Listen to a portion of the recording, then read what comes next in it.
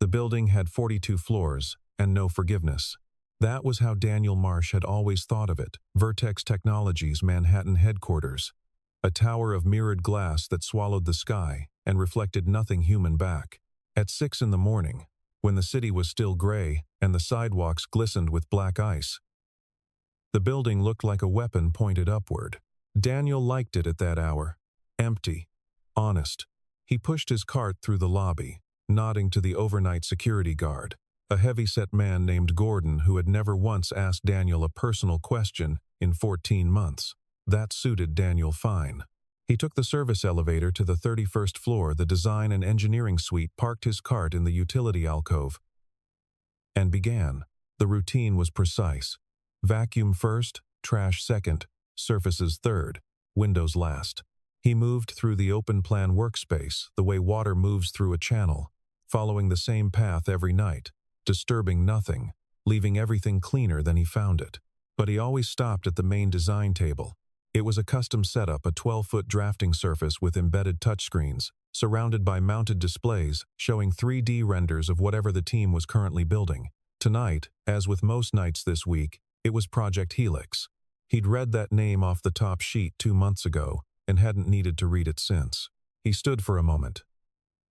Just looked. The current render rotated slowly on the center screen, a modular infrastructure architecture for a distributed data processing system. Clean lines. Elegant in its ambition. The kind of design that would look brilliant in a press release and fall apart in production. He could see it, the way you can see a crack in a frozen lake before anyone else thinks to look. The input validation layer was wrong. Not catastrophic, not the kind of wrong that screams. The quiet kind. The kind that hums along for weeks and then, under load, under real-world stress, simply stops. Daniel stood there for 40 seconds. Then he set down his spray bottle, put on the pair of thin cotton gloves he kept in his chest pocket for handling equipment, and made 4 small adjustments to the design schematic on the secondary tablet. The working draft. Not the presentation copy. 4 changes, each one precise. Each one the difference between a bridge that holds and a bridge that doesn't. He picked up his spray bottle, finished cleaning the table, moved on. He was done by 7:15. He clocked out at the service entrance, walked 3 blocks to the crosstown bus, and rode it to the outer edge of Astoria, where the streets were quieter and the buildings shorter. He climbed the stairs of his building. The elevator had been broken since October, and let himself into the apartment. His daughter was still asleep. Lily was 8 years old and looked, sleeping, almost exactly like her mother had. The same stillness. The same particular angle of her head against the pillow. Daniel stood in the doorway for a moment, long enough to feel the ache settle in his chest and then subside, the way it always did. Then he went to the kitchen and started breakfast. At 9:15 that same morning, the 31st floor was a different world.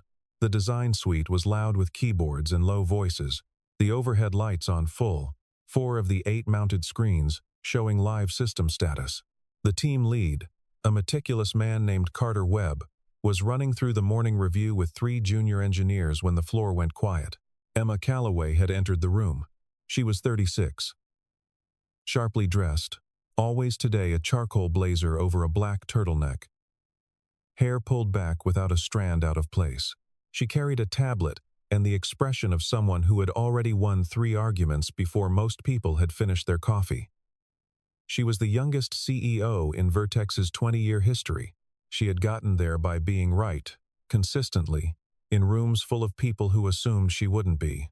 "Walk me through it," she said to Carter, without preamble. Carter Webb pulled up the Helix presentation schematic on the main display. He talked. Emma listened without interrupting, which meant she was already 3 steps ahead and waiting for him to catch up. Then she noticed. She leaned forward. Her eyes moved across the secondary tablet, the working draft, and stopped. "Carter, yes? Did someone change this?" Her finger hovered over the input validation layer without touching it. 4 small alterations. Subtle. But she had memorized every line of this design. Carter looked. His expression shifted. I don't think any of us." Pull the access log. It took 2 minutes. The log showed no authorized user touch. But the camera footage 31st floor was fully monitored showed. At 6:47 a.m. a figure in gray work clothes bending over the secondary tablet. Gloves on. Making changes.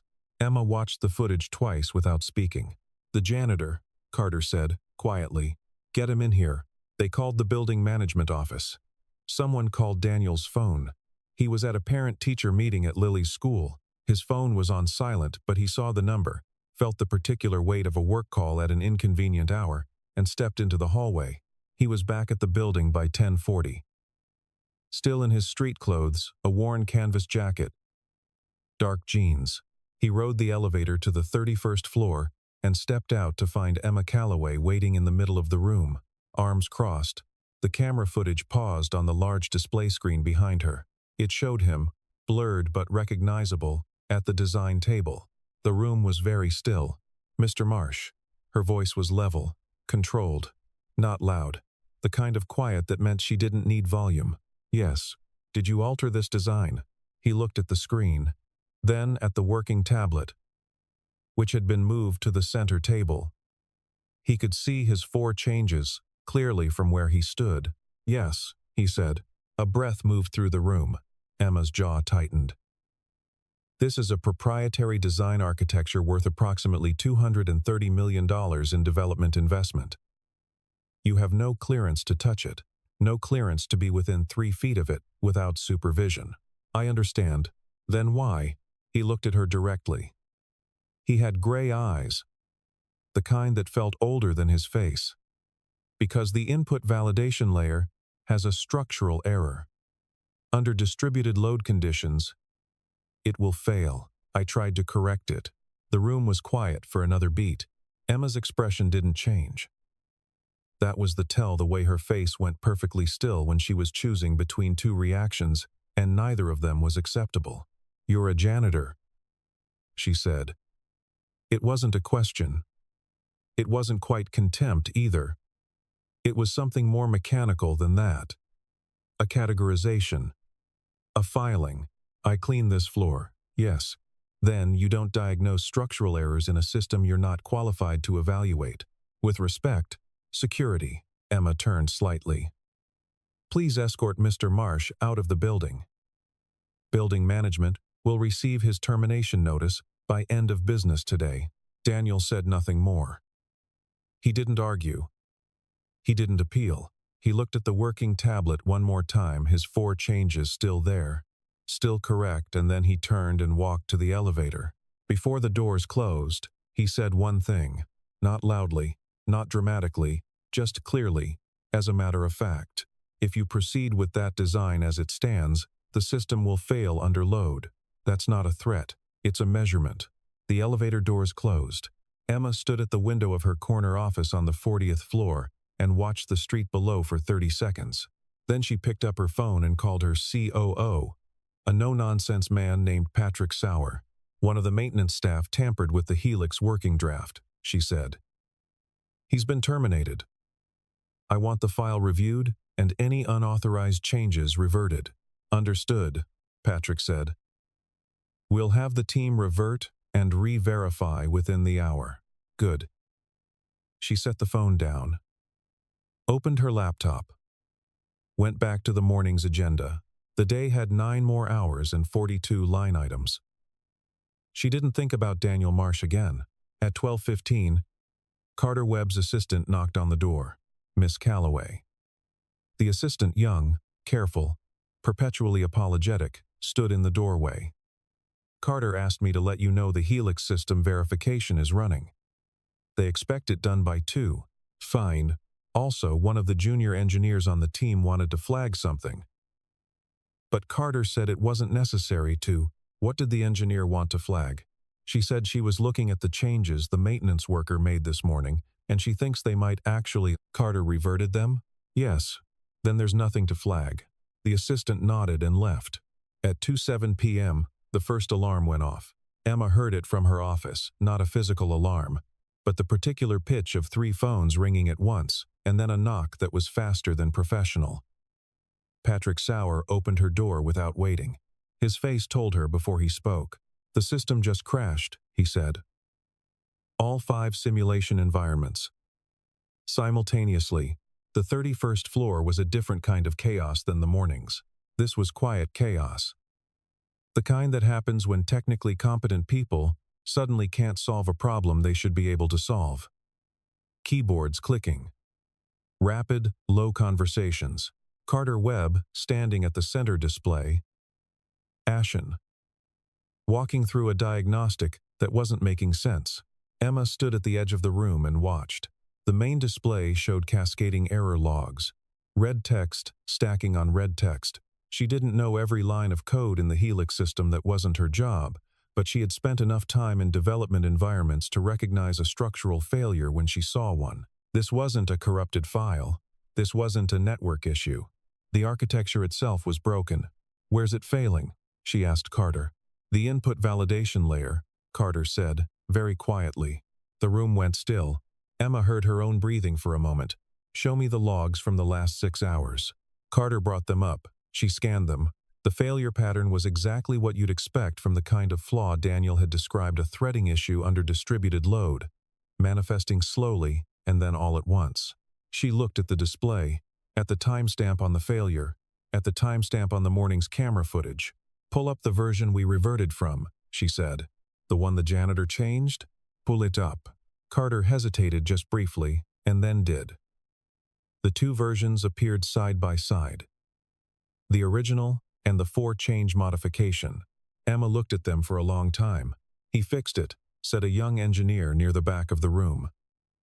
Her name was Rachel Huang, 26, had been on the team for 8 months. She said it quietly, not as an accusation, just as a statement.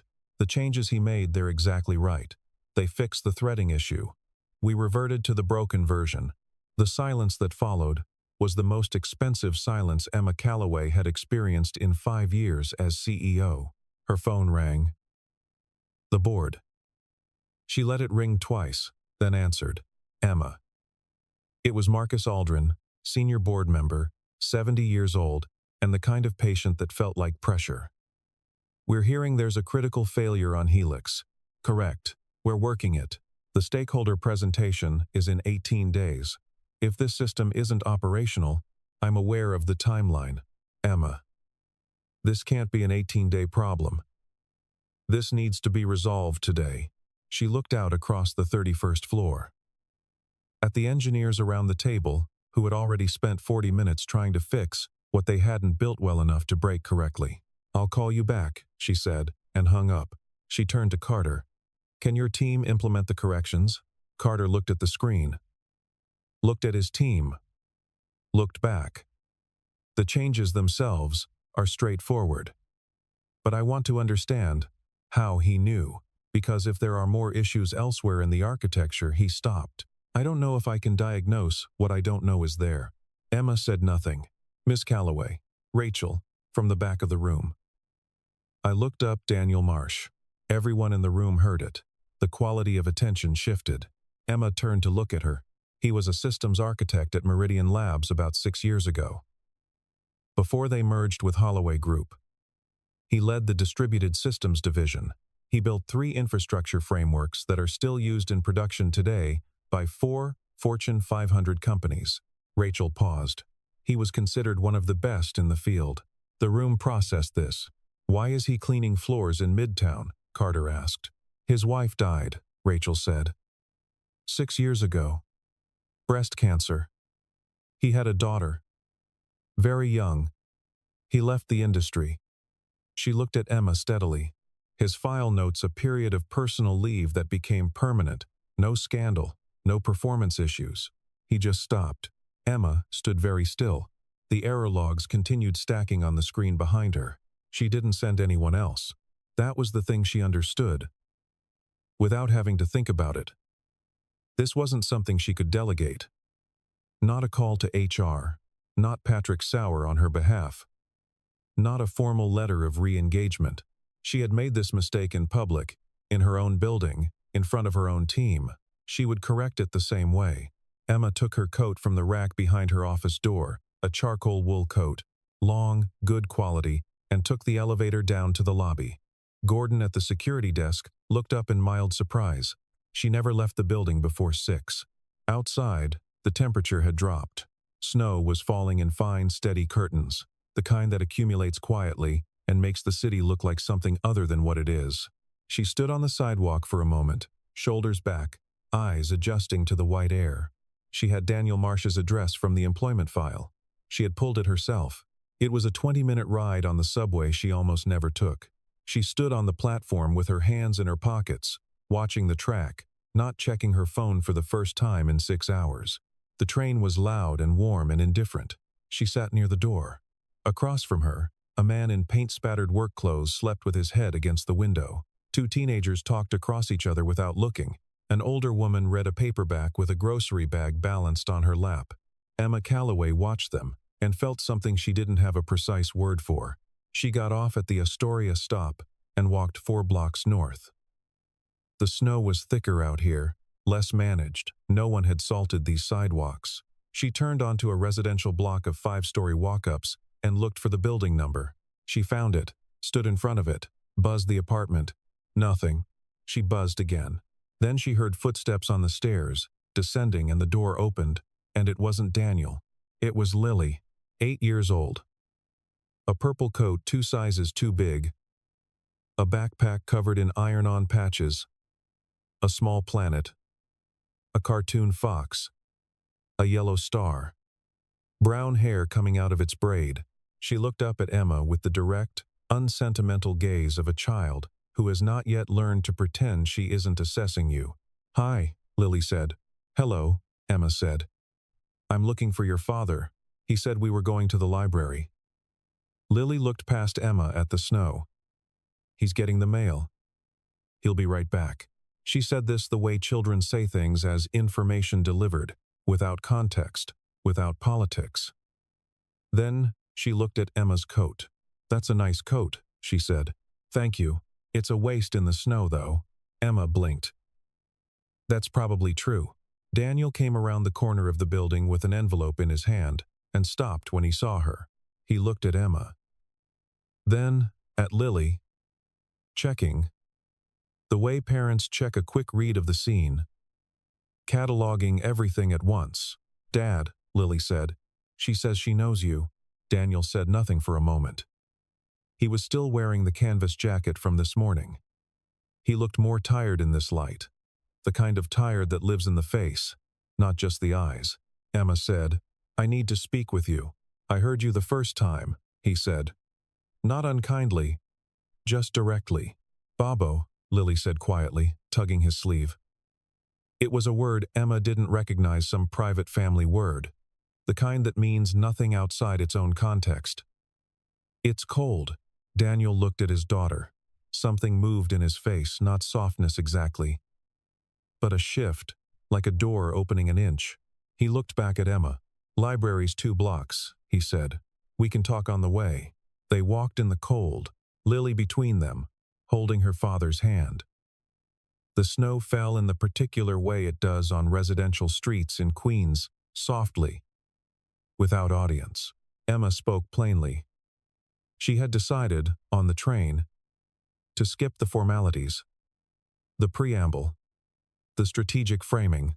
"The system failed at 2 p.m., she said. "Exactly the way you said it would. We reverted your corrections this morning, which made it worse. We've been trying to fix it for over 2 hours, and we can't." Daniel walked, didn't respond immediately. "I reviewed your record," Emma continued. "I know who you are, what you've built. That was a long time ago. The knowledge wasn't. It doesn't matter what I know." He said it without bitterness, just flatly. The way someone states a physical law. "I work nights. I clean floors. That's the arrangement." "It was the arrangement," Emma said. "I'd like to change it." Lily was quiet, which meant she was listening to everything. Emma stopped walking. Daniel stopped a half step later, turned to face her. She looked at him directly. "I fired you this morning without hearing you. You told me the design was wrong. I didn't ask how you knew. I didn't ask why you changed it. I made an assumption about you that was wrong. And I acted on it. She paused. I'm telling you this in front of your daughter. Which means I'm telling you, I mean it. Lily looked up at her father. Daniel stood still in the snow. You don't owe me anything, Emma said. Not an answer. Not your time. But the company has a $230 million project failing in real time. And you are the only person I have encountered in 3 years at Vertex who looked at that system and actually saw it. A long pause. Snow accumulated on Daniel's shoulders. He didn't seem to notice. What are you asking? Come back. Look at the system. Tell us what's wrong and what to do. As what? Emma held his gaze. Whatever title you want. Whatever terms you set, Lily said, from somewhere near their elbows, Babo. The library's still open till 9. Daniel looked down at his daughter. She was looking up at him with an expression that was entirely her own, not pushing, not pleading, just present, watching him. The way kids watch parents when they sense something large is being decided. He looked back at Emma. I'll come, he said. But I'm taking her to the library first. Emma felt something release in her chest. Quietly, without drama. I'll wait, she said. They returned to the building at 4:30. The 31st floor had gone from loud chaos to the specific quiet of people who have been working on an unsolvable problem for too long. 3 engineers were still at the main table. Rachel Huang was on the phone in the corner. Carter Webb was at the window, his back to the room. Daniel Marsh walked in, wearing his canvas jacket. The room noticed. It was the kind of noticing that happens without movement, a collective stilling, a recalibration. Carter turned from the window. Daniel looked at the main display. The error logs were still running. He walked toward the table. And people moved, not because he asked them to, but because the room's instinct was already adjusting. May I? He looked at Carter, who nodded once. Daniel sat down. He was quiet for a long time. Not thinking. Quietly, actively reading. His eyes moved through the logs, the way someone reads a language they've known for 20 years. Cross-referencing. Building the map. The 4 changes I made this morning were a patch, he said, without looking up. They would have held for the demonstration. But the underlying architecture has a more fundamental issue. Where? Carter asked. The concurrency model. Daniel pulled up the base architecture file. You're using a shared state approach for the routing layer. Which means under real distributed load, not simulated. Actual, you'll get race conditions. The input validation fix buys you time. But the routing layer will eventually produce inconsistent states. Rachel had come off her phone call and was at the table now, looking over his shoulder. Can it be fixed? Emma asked from the doorway. Yes. Daniel was already typing. Not asking. Not waiting, typing. It'll take a few hours.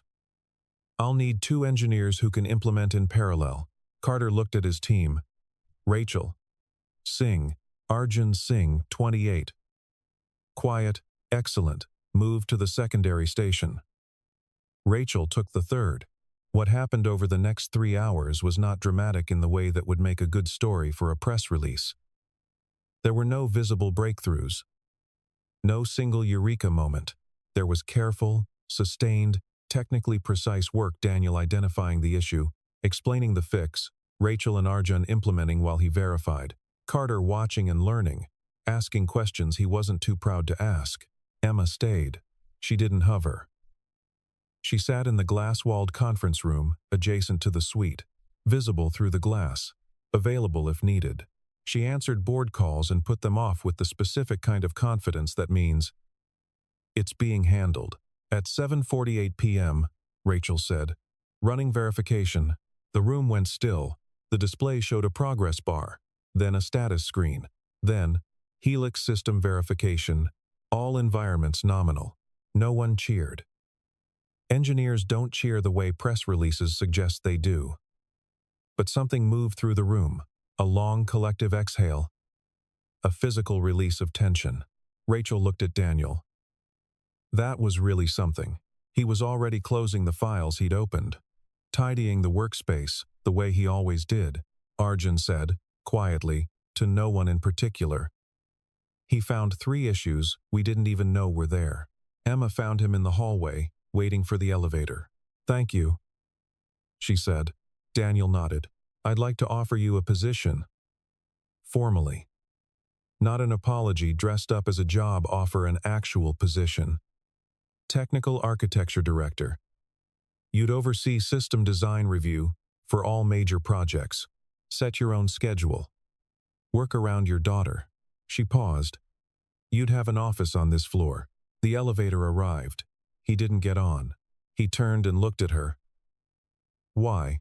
She blinked. "Because you're the best systems architect I've encountered since I took this role. That's why you want to hire me." He said it simply. Not a correction, a clarification. "What I'm asking is, why do you think I'd want to come back?" Emma was quiet. This was the thing, she was less practiced at the question that wasn't about competence or strategy or interest alignment. The human one. "I don't know that you would," she said, finally. "I think you walked away from this industry for reasons I don't fully understand. I don't know if you miss it or if you'd rather never think about it again. I only know that tonight you fixed a system in 3 hours that my team couldn't crack in 6. And I watched you do it, and the way you worked." She stopped.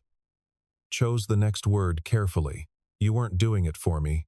You were doing it because the problem was there." A long pause. Daniel looked at the elevator doors for a moment. They had closed. He hadn't moved. "My daughter finishes school at 3:15. You leave at 3. I work remotely when she's home. We'll set that up. I don't come in on school events." Noted. "And I want to review every system before it goes to build phase." Not as a formality, actually review it. Actually be listened to. Emma met his eyes. Yes. He was quiet for another moment. "Okay," he said. She offered her hand. He shook it. Brief. Firm. She said, "I should have asked you your name this morning instead of asking security to remove you." Daniel almost smiled. It was a slight thing. A shift at the corner of his mouth. "You were under pressure. That's not an excuse." "No," he said. "It's not. But it's a reason." The elevator arrived again. This time he got on. She watched the doors close. She stood in the hallway for a moment, alone. The 31st floor hummed its ordinary hum. Then she went back to her office and called Marcus Aldrin. "Helix is operational," she said. "We've also identified a significant structural flaw in our review process that I'll be addressing this week." "What kind of flaw?" Marcus asked. She thought about the right way to say it. "The kind," she said, "where we weren't looking at the whole picture." 3 days later, Emma called an unscheduled meeting with the full board. There were 9 of them, the expected cross-section of old money and new money, and the professional class that moves between both. They sat around the long table on the 42nd floor with the city visible through 3 walls of glass. Most of them had known Emma Calloway for years. They had watched her be right so often that they had begun to mistake it for inevitability. She stood at the head of the table and told them the truth.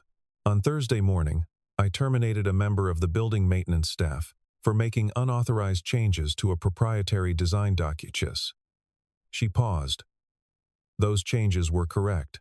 Within 2 hours of reverting them, the Helix system experienced a critical failure. The employee I terminated returned that evening and resolved the issue, along with 3 additional structural vulnerabilities our engineering team had not detected. The room was quiet. "His name is Daniel Marsh. He was formerly the lead systems architect at Meridian Labs, where he built infrastructure frameworks that are still in production across multiple Fortune 500 organizations. I've asked him to join Vertex as Technical Architecture Director, and he has accepted."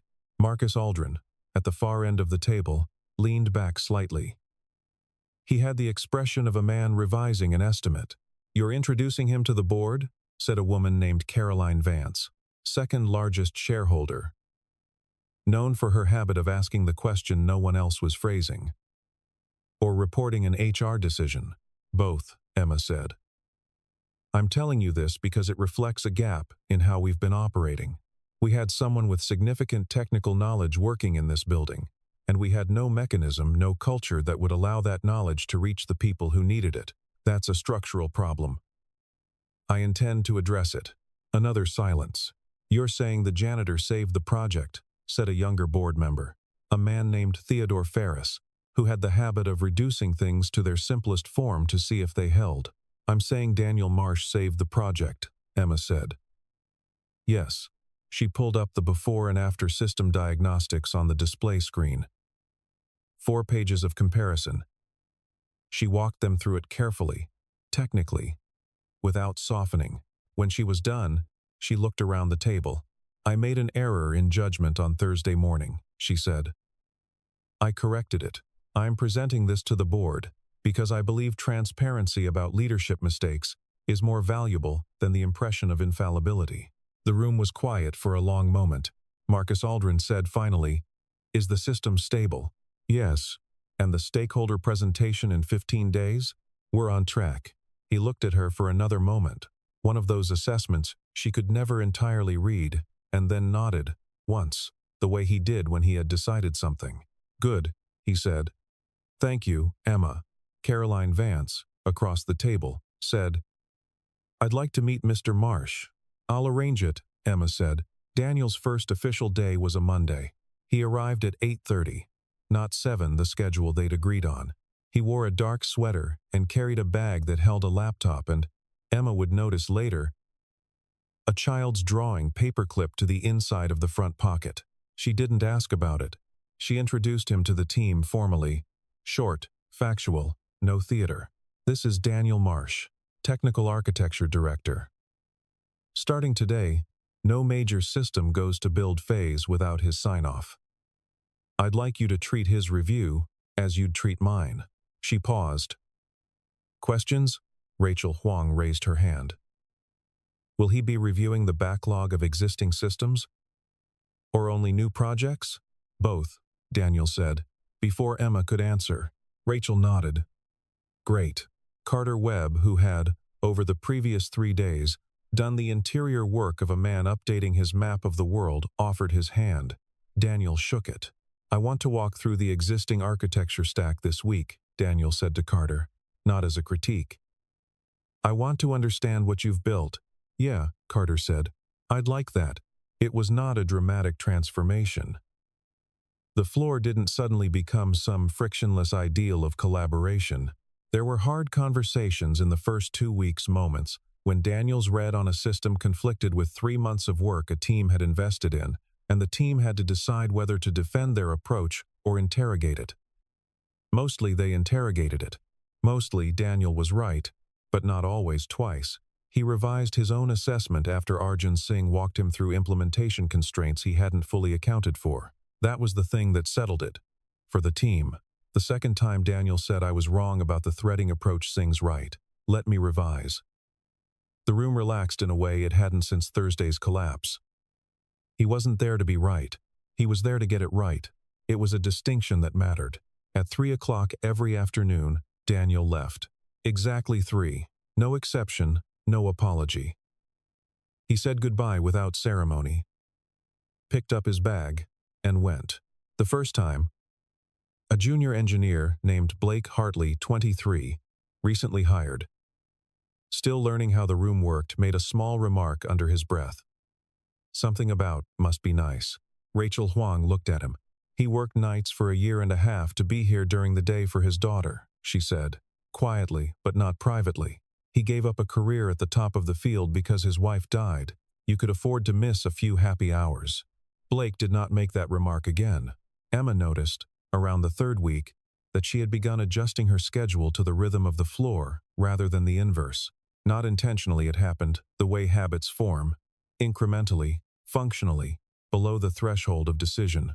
She started taking her lunch in the 31st floor conference room. Accessible. Present. Not managing present. She started asking questions instead of delivering verdicts. Not all the time. She was still herself direct, decisive, impatient with vagueness. But there was a calibration shift, and she was aware of it without being entirely sure what had caused it.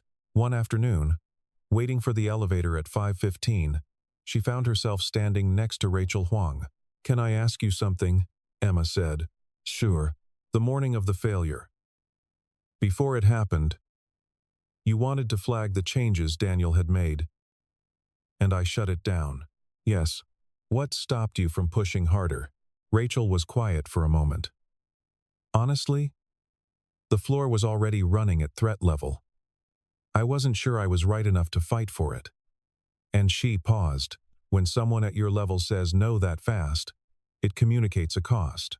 You have to decide if the information is worth the cost. Emma looked at the elevator doors. It was, she said. I know that now, Rachel said. I knew it then too. I just didn't trust it enough. They rode the elevator down in silence that was not uncomfortable. That's going to change, Emma said, as they reached the lobby. The part where the cost of speaking up feels higher than the cost of staying quiet. I'm working on it. Rachel looked at her. Okay, she said. And then, with the kind of directness that only people who have earned a certain amount of trust can manage. Good. The thing Emma hadn't accounted for was the daughter. 2 weeks in, a Friday afternoon, Daniel was 5 minutes from leaving when a call came to the main desk, the school. A minor issue, nothing serious, but could someone come early to get Lily? She'd had a small fall in the gym. She was fine, but shaken. Emma happened to be standing near the desk when the call came through. She went herself.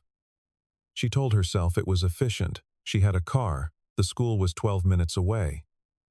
It made sense. These were the kinds of arguments that are mostly true, but not entirely.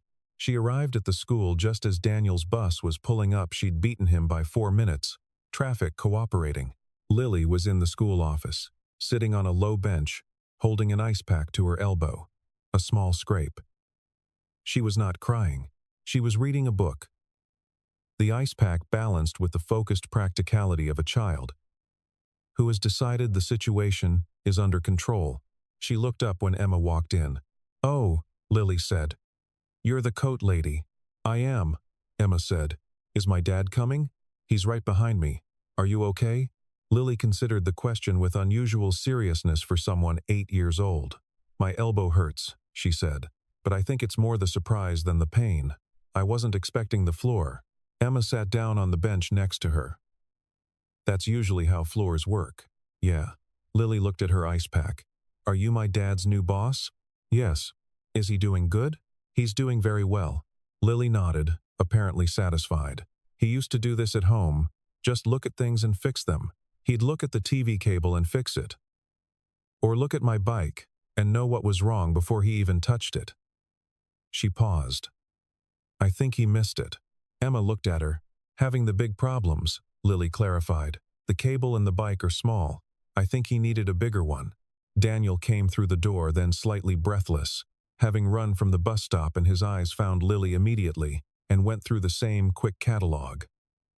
Intact, calm, not in distress. He sat down beside her. She leaned against him naturally. The way water finds its level. Hey, bird, he said. Hi, Babo. He looked at Emma over Lily's head. She said nothing. He said nothing. But something moved between them, a kind of mutual acknowledgement, unspoken, of the particular strangeness and rightness of this moment. Then Lily said, Can we get soup on the way home? Sure, Daniel said. Can she come? Lily asked. Daniel looked at Emma with the careful expression of someone who has learned to read the difference between politeness and desire. Emma said, I shouldn't.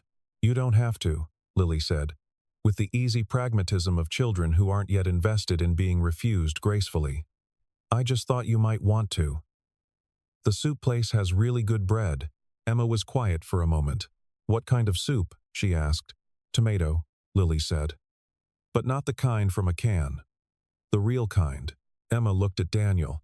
He raised an eyebrow, slightly, the ghost of a question. Okay, Emma said.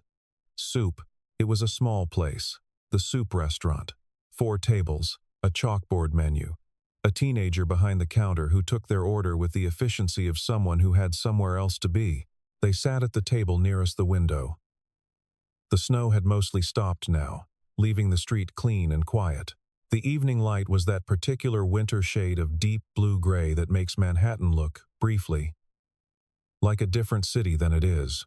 Lily ate her soup with the focused attention of someone who takes food seriously. She told them, between spoonfuls, about the fall, the gym floor, the sock that slipped, the way it felt like flying for exactly half a second, and then very much didn't.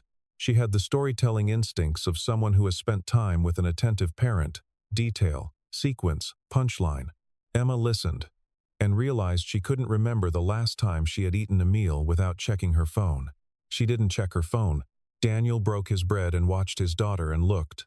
For the first time in the weeks Emma had known him, entirely unguarded. The particular tiredness she had seen in his face at the apartment building was still there. It lived in him permanently, probably the way some losses do. But under it was something else. Not happiness, exactly. Steadiness. He was, she thought, a man who had decided what mattered. At one point, Lily looked up and said, to neither of them in particular, "This is nice." It was a child's observation. Simple. Categorical. The kind that lands differently than it should. Neither of the adults responded immediately. Then Daniel said, "Yeah, it is." Emma was quiet. She looked at the bread in her hands, at the snow outside, at the chalkboard menu with its 3 soup options. "It is," she agreed. They walked back to the subway station together, Lily between them, telling them about a science project involving baking soda and vinegar, and a model volcano that had, by her account, been more successful than expected. She held her father's hand and, at one point, briefly, Emma's. "Emaliat here." At the station entrance, they stopped. Daniel and Lily were heading north. Emma was heading downtown. The city noise returned traffic, cold air, the particular bass note of a city that doesn't stop. "Same time Monday?" Emma said to Daniel. "Same time Monday," he said. Lily waved. "Bye, coat lady." Emma smiled. It was a full smile, not the measured professional kind, not the strategic kind. The real kind, which felt slightly strange on her face, like a muscle that hadn't been used in a while. "Goodbye, Lily," she said. She went down the stairs. She didn't look back. She stood on the platform and thought about the weeks between this moment and the morning she had watched a man in gray work clothes get escorted out of a lobby. She thought about what she had been so certain of that morning, about the particular efficiency of certainty, the way it streamlines everything, removes friction, allows you to move fast. And the cost, the thing you pay for moving fast through a room without looking at the people in it. The train arrived with a rush of warm air. She got on, found a seat.